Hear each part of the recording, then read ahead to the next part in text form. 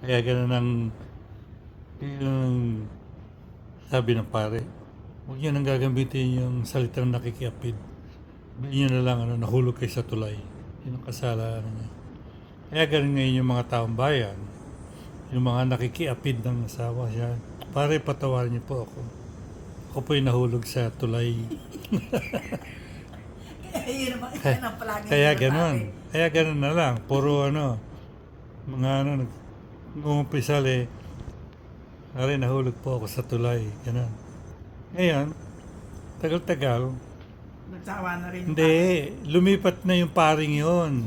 pare. Lumipat na ng simbahan, iba na. Ngayon may pumalit na Diba? bagong pari na.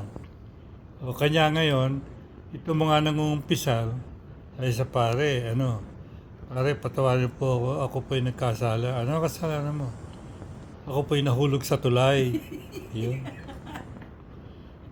Kaya ganun. Nadidinig ba? Yan na naman Ito ngayon. na naman. May nangungumpisal naman. Pare, patawarin po ako. Ako po'y nahulog sa tulay. Eh, sa loob ng pare, ano ba naman nangyayari dito? Marami nahuhulog sa tulay. Kaya nilapitan si Mayor. Mayor, ano bang ginagawa mo niya? Wala ka yatang ginagawa? Ang dami ng taong nahuhulog sa tulay.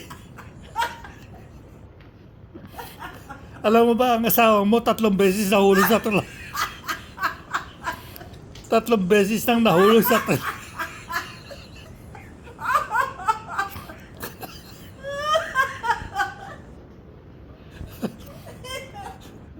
Noong 1 linggo lang yun.